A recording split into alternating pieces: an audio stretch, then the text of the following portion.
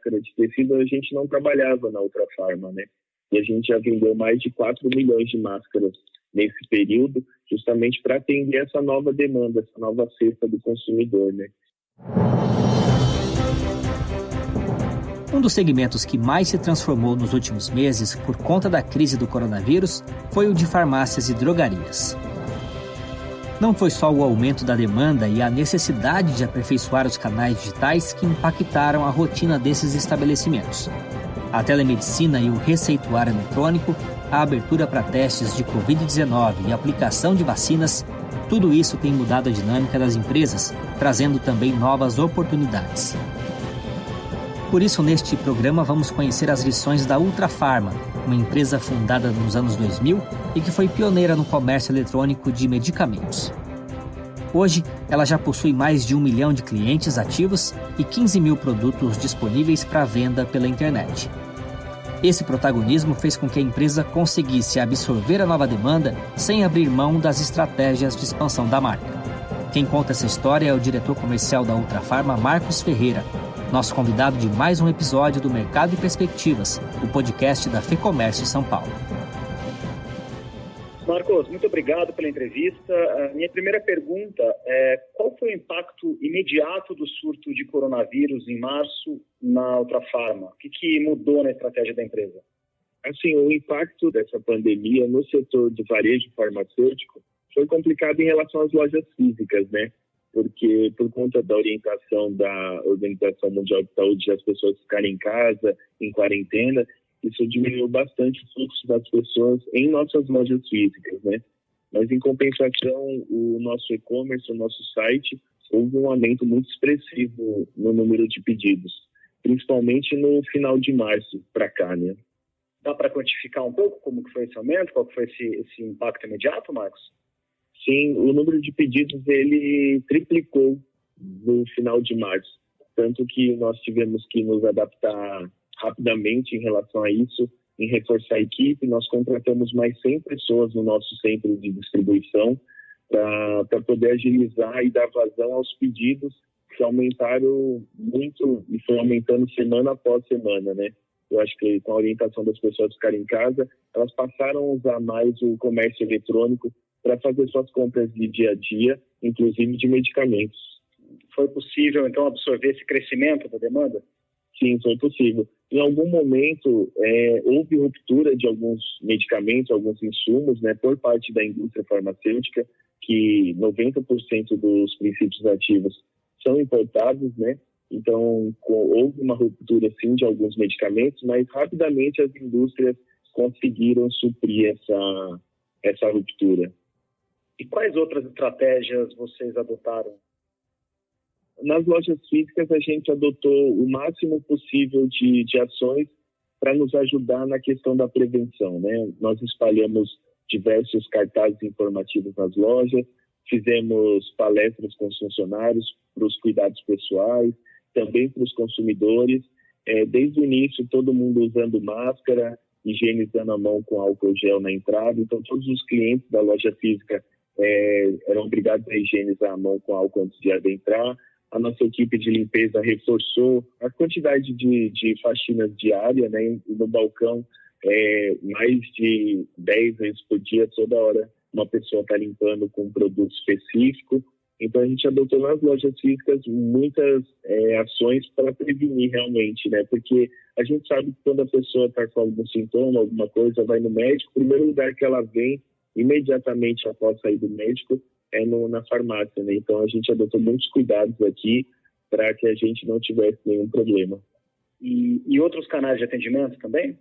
Sim, no nosso CB também, as mesmas medidas, todos os funcionários a gente verifica a temperatura antes de entrar no CB, né, no centro de distribuição, usando máscara, higienizando a mão com frequência, e qualquer sintoma de gripe, resfriado, o funcionário já era encaminhado imediatamente para o sistema de saúde, né? Então nós não tivemos nenhum caso no nosso CB de pessoas com algum sintoma, então significa que as ações tomadas preventivas foram importantes para manter a saúde da nossa equipe lá no CB, né?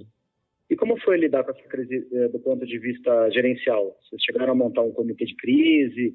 Desenvolveram algum novo processo? O que foi possível fazer? O que deu certo? Sim, aqui o Sr. Sidney Oliveira reuniu toda a diretoria em busca de ações que a gente podia tomar diante dessa situação, porque é algo nunca visto, né? Então foge do controle de todos. Nós não fechamos nenhum dia a nossa operação, né? Por ser um comércio essencial, então a gente funciona todos os dias desde então. E a gente adotou várias medidas. Uma delas, o Sr. Sidney também procurou instituições que estavam precisando de ajuda nesse momento difícil. Então foram quase 2 milhões de reais em doações de álcool gel, máscara, para diversas entidades, né? Algumas inclusive de Porto Alegre, que eu acho que foi importante para poder ajudar essas pessoas. E nesse comitê a gente decidiu tirar do papel também um projeto que já estava em andamento, mas já há algum tempo, que foi o aplicativo, né? A Ultrafarma hoje ela é o maior site varejo do comércio farmacêutico, né? Mas a gente ainda não tinha uma plataforma para mobile, para celular, para smartphone, e a gente resolveu tirar nessa pandemia isso do papel, e tem sido muito bem aceito pelos clientes, né? Pela população, porque é um aplicativo fácil de se usar, gratuito, que traz a mesma facilidade do site.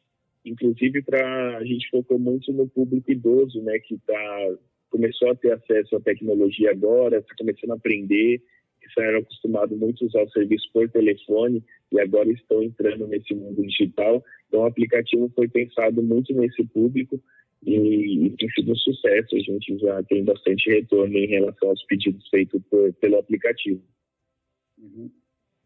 E a cesta de produtos, Marcos? Você citou que houve falta de produtos, mas muito mais por uma questão externa, de fornecedores. Mas nesses últimos 3 meses, a cesta de produtos tem mudado de que forma? Como que vocês avaliam esse comportamento do consumidor nesse período? Foi muito dinâmica essa mudança. No início, a gente notou as pessoas com aquele sentimento de estoque, de querer estocar os produtos em casa com medo de ter falta, de não saber o que estava acontecendo, o que aconteceria dali para frente, né? Então a gente notou muito o aumento das pessoas no finalzinho de março, começo de abril, na primeira quinzena, as pessoas estocando, levando mais quantidade para poder não ficar sem produtos. E na sequência, depois da segunda quinzena de abril para cá, as pessoas buscando muito a questão das vitaminas, sistema imunológico, a questão de vitamina C, vitamina D, aumentou muito, mais de 128% da demanda. E também os itens de prática agora é álcool gel, máscara. Por exemplo, só para você ter ideia, máscara descartável, máscara de tecido, a gente não trabalhava na Ultrafarma, né? E a gente já vendeu mais de 4 milhões de máscaras nesse período, justamente para atender essa nova demanda, essa nova cesta do consumidor, né? Mas eu acredito que a questão de vitaminas e minerais foi o que houve um maior aumento, um aumento bem expressivo. O álcool em gel e a máscara devem fazer parte agora da cesta de compras do brasileiro, né? De todos os consumidores, né? E o que vocês projetam em relação ao consumo? Esse aumento ele deve ser temporário ou vocês acreditam que ele vai ser permanente? Olha, eu acredito que muitas coisas... o comportamento do consumidor vai mudar em muitos aspectos, né? Tanto na maneira de consumir, o que consumir. Eu acho que essa pandemia veio para mudar muitas coisas. Algumas bem positivas, né? Por exemplo, a gente não tinha a questão do receituário eletrônico no Brasil, né? Apesar de ser uma realidade mundo afora, aqui ainda não tinha nenhuma regulamentação para isso. E nessa pandemia foi liberado já a questão do receituário eletrônico. Então é algo que as farmácias teve que se adaptar rapidamente para poder aceitar, porque com a telemedicina as pessoas estão conversando com o médico pelo computador, pelo celular, por videochamada, e o médico prescreve o medicamento agora de forma online, com QR Code ou um link, e a gente teve que se adaptar. Eu acho que isso foi uma coisa boa que veio para ficar, que vai mudar muito também o comportamento do consumidor e alguns benefícios, né? Porque a gente tem ainda uma realidade no Brasil, a questão da prescrição, a venda de medicamento errado, porque não entendeu a letra do médico. Então eu vejo isso como um benefício realmente. E qual que deve ser a tendência para o varejo nesse momento, Marcos? O que muda, na sua opinião, em relação às relações de consumo, de trabalho?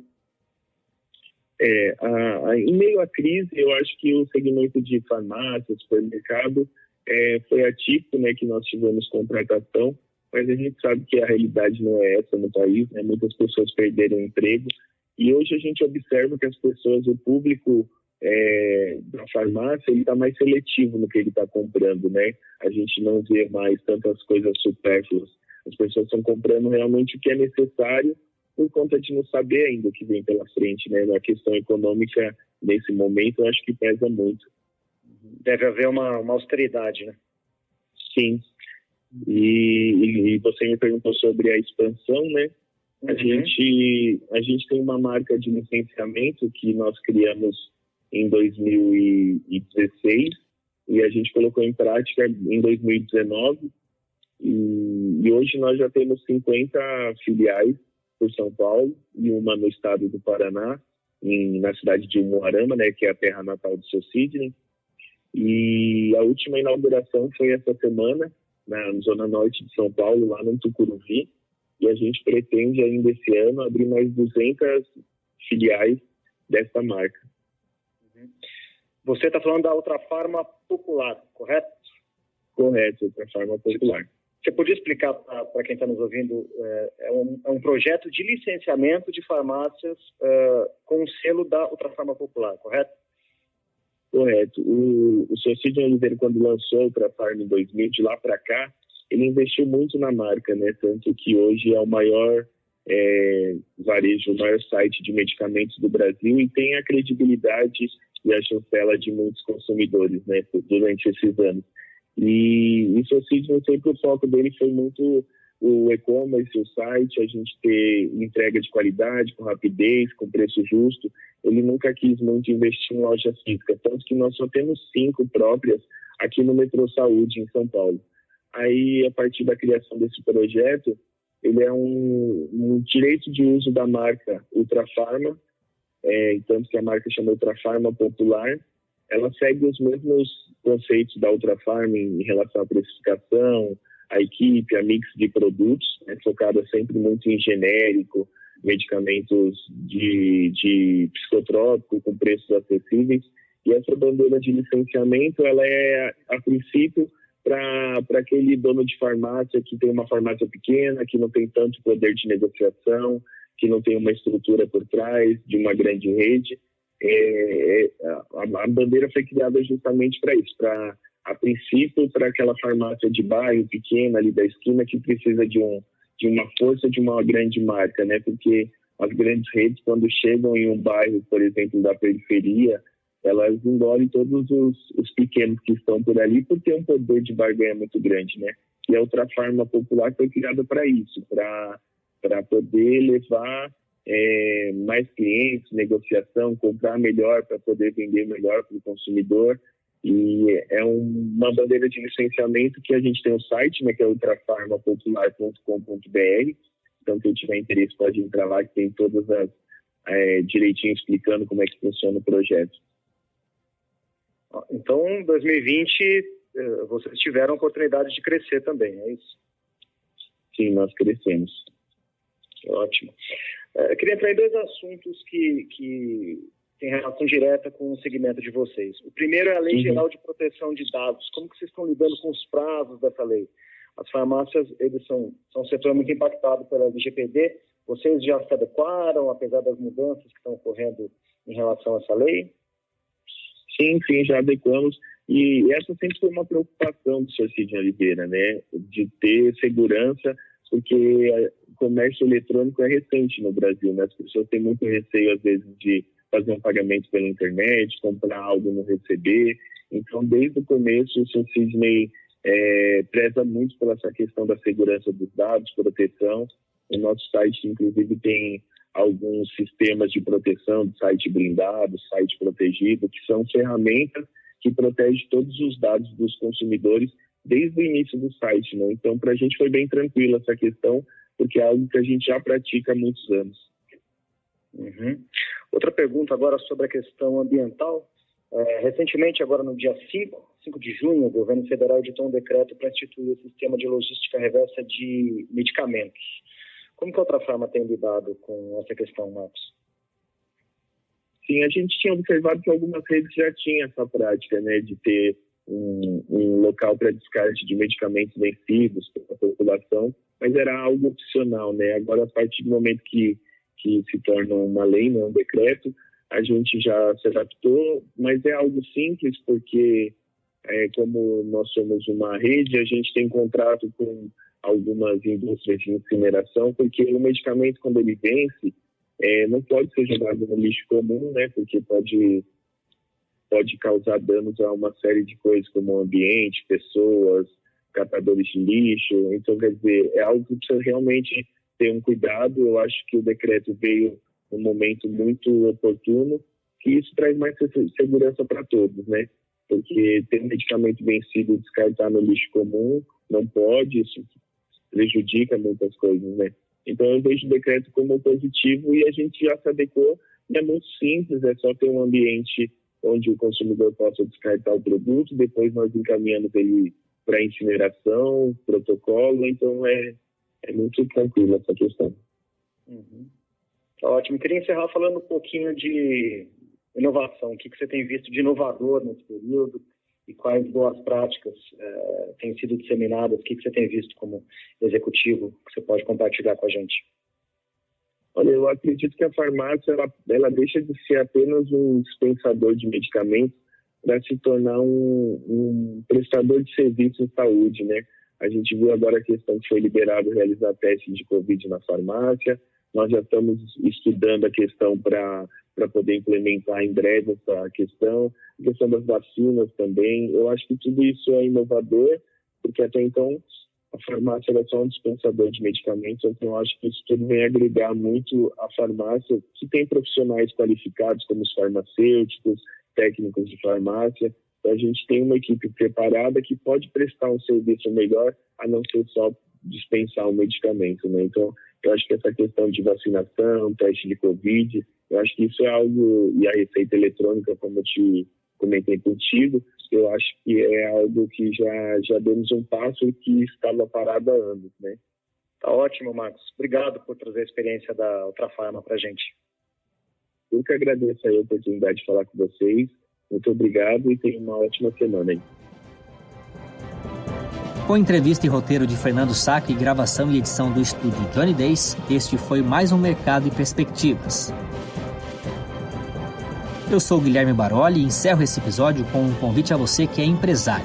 Conheça o lab.fecomércio.com.br. Nós temos falado muito de retomada das atividades e os protocolos para a abertura. Lá você encontra um material completo sobre isso. Tem também e-book sobre a legislação trabalhista nesta época de calamidade e webinários toda semana com a nossa assessoria. Vale a pena conhecer. Os nossos links eu deixo aqui na descrição. Um abraço e até o próximo Mercado e Perspectivas.